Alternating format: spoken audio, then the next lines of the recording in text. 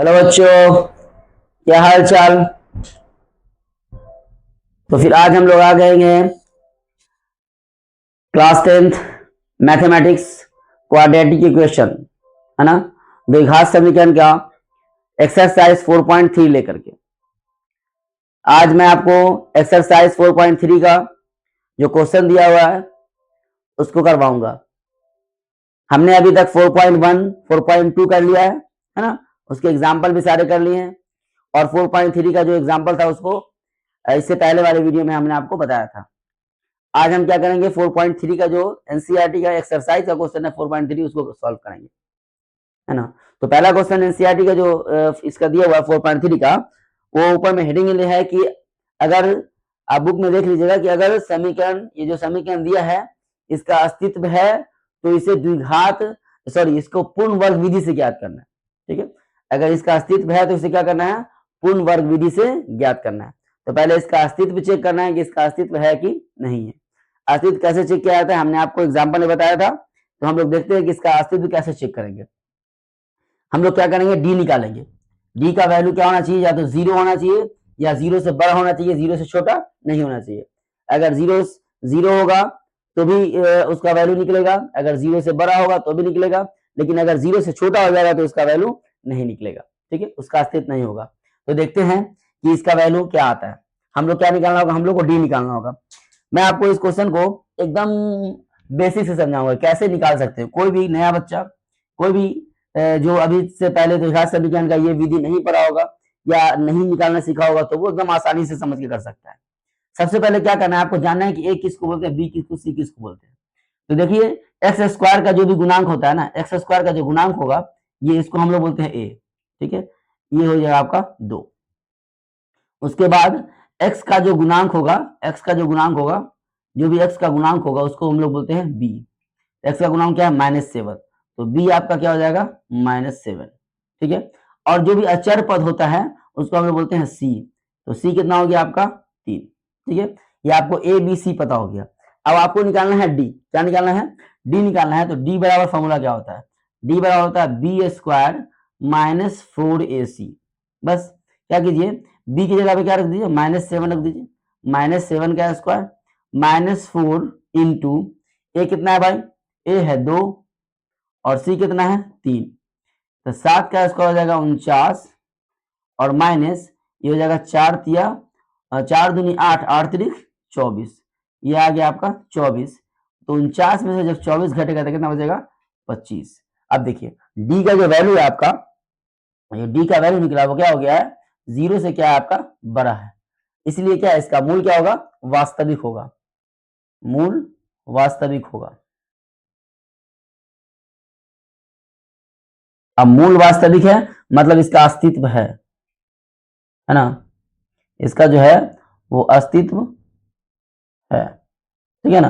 अब अस्तित्व है तो हम लोग क्या करेंगे, इसको निकालेंगे। कैसे निकालेंगे, देखिए द्विघात क्या बोला है, द्विघात समीकरण नहीं बोला, पूर्ण वर्ग विधि। हमने आपको पूर्ण वर्ग विधि इससे पहले वाली वीडियो बहुत अच्छे से समझाया है, फिर से दोबारा से इसको समझ लीजिए कि ये क्वेश्चन क्या है आपका, ये पूर्ण वर्ग विधि से इसको सॉल्व करना है। कि कौन सा क्वेश्चन है, 2x का स्क्वायर -7x और +3 = 0।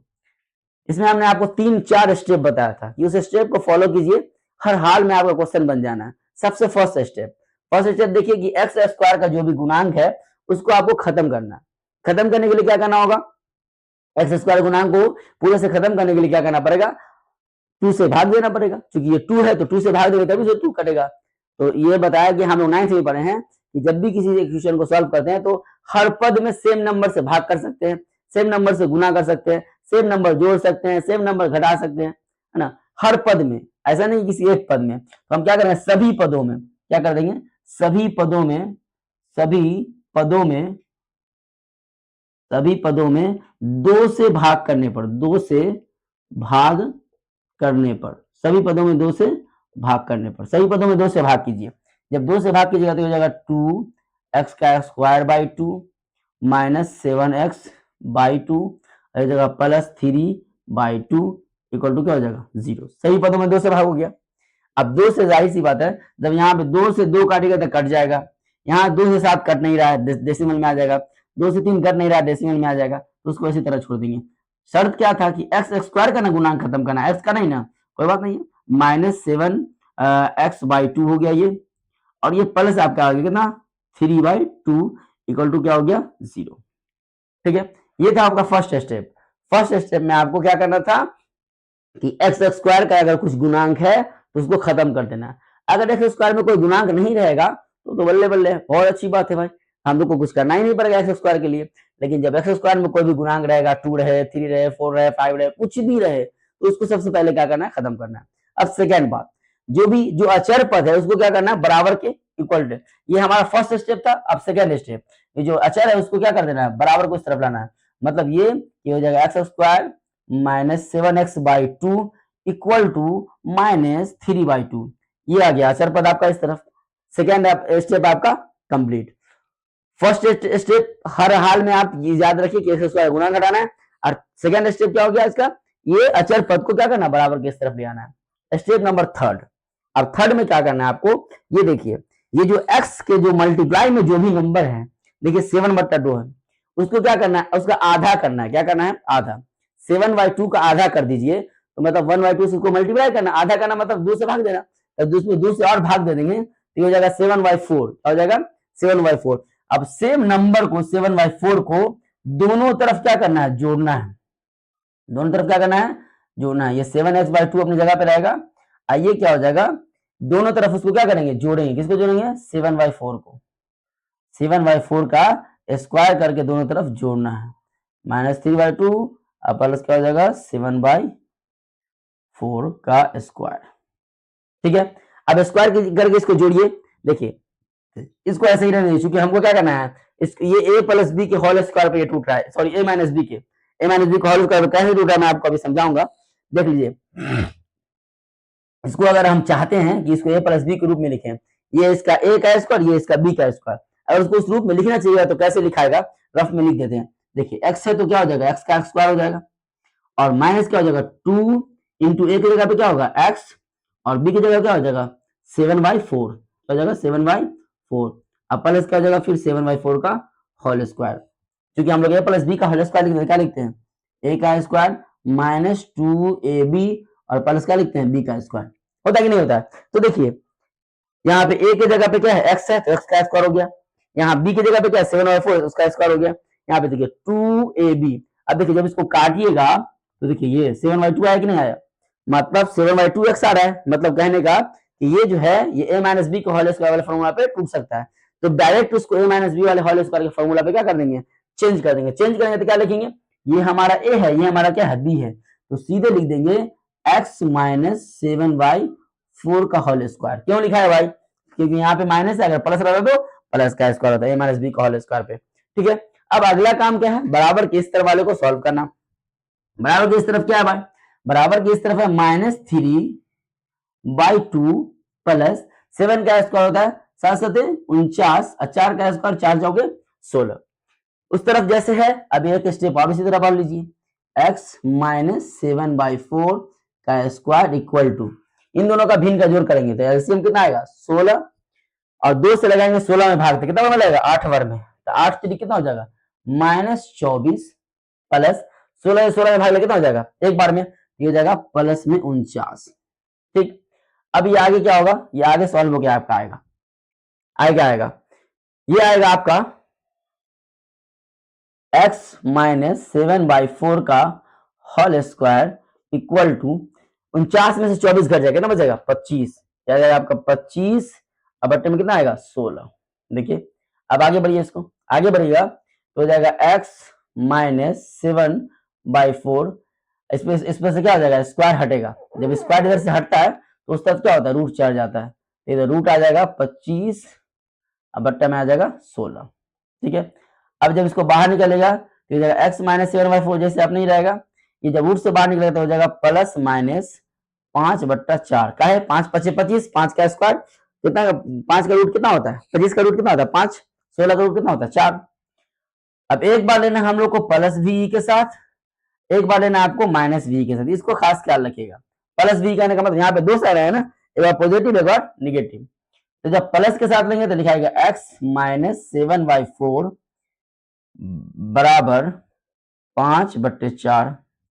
इसको उधर करेंगे तो x बराबर हो जाएगा 5/4 प्लस 7/4।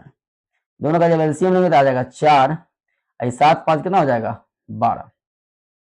तो x बराबर आ जाएगा 4 तिहाई 12। तो x का वैल्यू कितना आ जाएगा यहाँ पे 3। तो एक बार x का वैल्यू क्या आ गया 3 आ गया। दूसरी बार जब माइनस v के साथ लेंगे तो लिखाएगा x माइनस 7, इधर वाला तो वैसे ही लिखा है, इधर में चेंज हो जाएगा। यहाँ पे प्लस में 4/5 था, यहाँ पे माइनस 5/4 हो जाएगा बस, और कुछ नहीं चेंज होगा, सिर्फ क्या हो जाएगा प्लस माइनस चेंज हो जाएगा। अब देखिए जैसे ही ये चेंज हुआ, अब क्या हो जाएगा x बराबर क्या हो जाएगा -5/4, आइए जाएगा प्लस 7/4। दोनों का एलसीएम लीजिए कितना आ जाएगा 4। अब ये हो जाएगा -5 और प्लस 7, मतलब हो जाएगा 7 में से घट जाएगा तो 5 कितना हो जाएगा 2, 2 बटा क्या हो जाएगा 4, काटिएगा तो 1/2 कितना आ रहा है 1/2, मतलब x का वैल्यू आपका कितना निकला 1/2। तो x का वैल्यू 2 निकला, एक क्या निकला, एक x का वैल्यू निकला आपका 3 और दूसरा निकला 1/2। तो ये था आपका क्वेश्चन नंबर 1 का सोल्यूशन। ठीक है, क्वेश्चन नंबर 1 आपका 4.3 का क्वेश्चन नंबर 1 का 1, मतलब क्वेश्चन नंबर 1 का पहला जो पॉइंट था वो कि बताना था कि इसका अगर अस्तित्व है, इसका मूल वास्तविक का मतलब इसका अस्तित्व है, अगर इसका अस्तित्व है, अगर पता है कि इसका वैल्यू निकल सकता है तो इसको पूर्ण वर्ग बनाने की विधि द्वारा याद करना है। ठीक है, फिर हम लोग नेक्स्ट वर्ग विधि पहले क्वेश्चन क्या हमारा भी बहुत नेक्स्ट क्वेश्चन है क्वेश्चन नंबर फर्स्ट का सेकंड, मतलब क्वेश्चन नंबर पहला का क्वेश्चन नंबर 1 का दूसरा। ठीक है, इसमें भी यही बात है कि अगर इसका अस्तित्व है तो इसको क्या करना है, हम लोग को बताना है कि क्या होगा, अस्तित्व अगर होगा तो इसको क्या करना है, हम लोग को सॉल्व करना है। ठीक है ना, पूर्ण वर्ग विधि से। तो सबसे पहले अस्तित्व चेक करते हैं। देख लीजिए फिर से हम बताते हैं, a कौन होगा आपका, एक्स स्क्वायर का गुणांक क्या होगा a होगा, 2 है। x का गुणांक क्या होगा b होगा, b कितना है आपका 1 है, कुछ ही गुणा में नहीं है तो। और c क्या होगा आपका अचर पद -4। आपको निकालना है d बराबर क्या होता है b स्क्वायर -4ac। d कितना है 1 का स्क्वायर -4, a कितना है भाई आपका a है 2, 80 कितना है -4। तो आ गया इसका, आ गया 1 माइनस माइनस प्लस 4 2 16, 16 दूना 32, तो कितना आ गया इसका 33। ठीक है, तो कल ये क्वेश्चन मैंने आपको करवाया है। ठीक है, तो इससे पहले वाला जो वीडियो है उसमें इस क्वेश्चन को देख लीजिए, इसका अस्तित्व है, इसका अस्तित्व है, मतलब ये क्वेश्चन इसका अस्तित्व है। ठीक है ना, अस्तित्व है, और इसको मैंने आपको द्विघात समीकरण की विधि से, इससे पिछले वाले लेक्चर नंबर जो ये मेरा लेक्चर जो होगा आपका लेक्चर नंबर 9 में इस क्वेश्चन को मैंने आपको क्या किया है बताया है। ठीक है, अब इसके आगे वाला क्वेश्चन देखते हैं हम।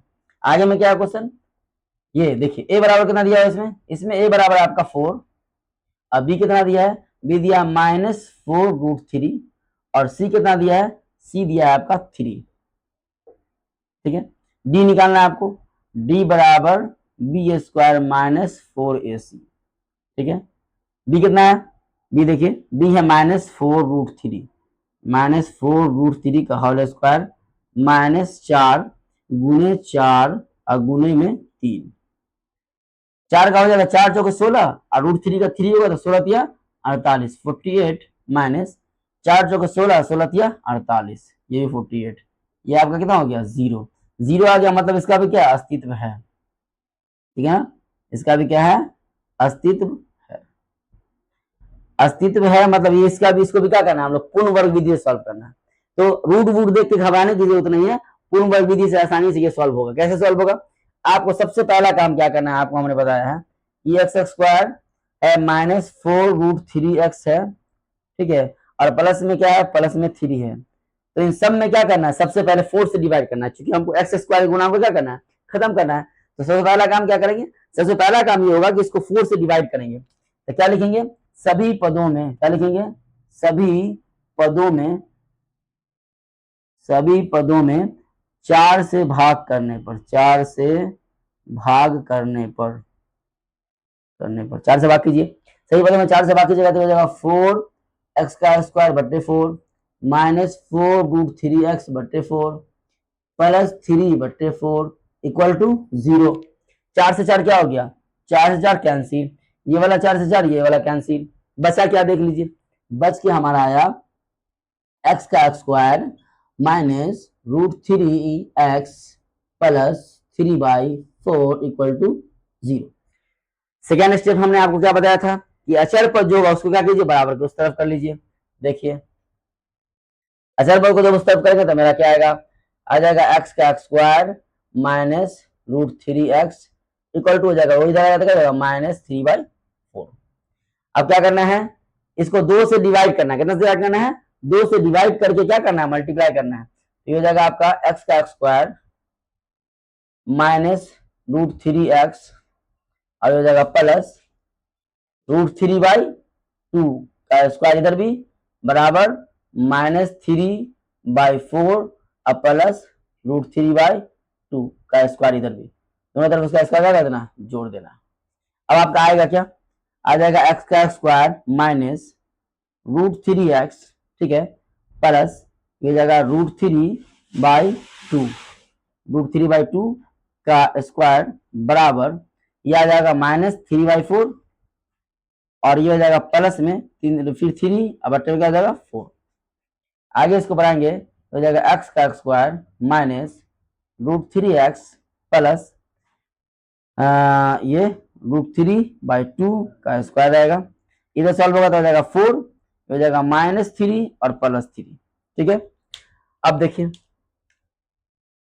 ये हो गया आपका एक्स का स्क्वायर माइनस √3x और प्लस √3/2 का स्क्वायर, इधर कितना आ गया है 0, ये हो जाएगा कितना 0/4, कहने का मतलब 0 आ गया। अब ये आपको इसको क्या करना है, आपको a + b a - b का होल स्क्वायर पे जाएगा, क्योंकि यहाँ पे माइनस है, तो ये हो गया आपका x, ये हो गया -3, ये हो जाएगा आपका x माइनस √3/2 का स्क्वायर इक्वल टू 0। और जब उस तरफ आएगा रूट किस तरफ, भी वो भी क्या हो जाएगा 0 हो जाएगा, तो मतलब क्या हो जाएगा x माइनस √3/2 इक्वल टू 0। तो x बराबर कितना जाएगा √3/2, ठीक है। हमने आपको बताया है कि जब भी ये जो d का वैल्यू है अगर d इक्वल टू 0 आ रहा है तो मूल क्या होगा, वास्तविक भी होगा और क्या होगा, समान भी होगा। शास्त्र में क्या होगा, मतलब मूल क्या होगा, वास्तविक के साथ साथ समान होगा, मतलब x का वैल्यू एक ही आएगा। ये x का वैल्यू जो है √3/2 मतलब दोनों x का वैल्यू जो आएगा वो क्या आएगा आपका √3/2 ही आएगा, एक आएगा √3/2 और दूसरा भी क्या आएगा √3/2 आएगा, मतलब x का दो वैल्यू आएगा वो दोनों क्या होगा √3/2 होगा, ठीक है। तो जब भी d बराबर आप देख लीजिए 0 तो उसका जो वैल्यू होगा क्या होगा √3/2 और √3/2 होगा, ठीक है। तो हम लोग फिर देखने मिलते हैं अब हम लोग नेक्स्ट वीडियो में, ठीक है। यहाँ पे आपको मैं 3.4 का आगे जो क्वेश्चन बचा हुआ है उसको करवाऊंगा। एक क्वेश्चन और इसमें बचा हुआ है जो मैं आपको यहाँ पे बता ही देता हूँ, वो वाला जो क्वेश्चन नंबर 4 है। क्वेश्चन नंबर 4 क्या है आपका, ये क्वेश्चन नंबर 3 है ना, तो क्वेश्चन नंबर 3 में क्या है, ये माइनस दिया हुआ है तो इसका अस्तित्व है। इसमें क्या कर दिया वो, इसको कर दिया 2x का स्क्वायर और प्लस x, इसको कर दिया +4 इक्वल टू 0। अब बोला कि बताइए कि इसका अस्तित्व है कि नहीं। मैं तो पहले ही आपको बता दूंगा कि इसका अस्तित्व नहीं है। आप चेक करिए, ये a बराबर कितना है, ये a बराबर 2 है और b बराबर कितना 1 है और c बराबर 4 है। ये आपका रहा, ये मान लीजिए कि HW है, होमवर्क है। या आप क्या कीजिए, इसको सॉल्व कीजिए, आप बताइए कि इसका अस्तित्व है कि नहीं है, ठीक है। इसका अस्तित्व है या नहीं, अस्तित्व है या नहीं है, बताना है कमेंट में, हाँ या नहीं कमेंट करना है, निकाल के चेक करना है। डी का वैल्यू आपको निकालना है, देखना है कि इसका अस्तित्व है कि नहीं। मैं पहले ही बता देता हूँ कि अस्तित्व नहीं है, लेकिन आपको चेक करना है कि इसका आंसर कितना है। आपको बताना पड़ेगा कि डी इक्वल टू कितना आया है और इसका अस्तित्व है या कि नहीं है, ठीक है। तो फिर मिलते हैं आप लोग नेक्स्ट वीडियो में, ठीक है, जो हम इसके आगे वाला क्वेश्चन होगा इसी एक्सरसाइज का, ठीक है। वीडियो देखते रहिए, अच्छे से बात कीजिए, लाइक कीजिए, सब्सक्राइब कीजिए, ठीक है, और कमेंट कीजिए, ठीक है। चलिए शुक्रिया।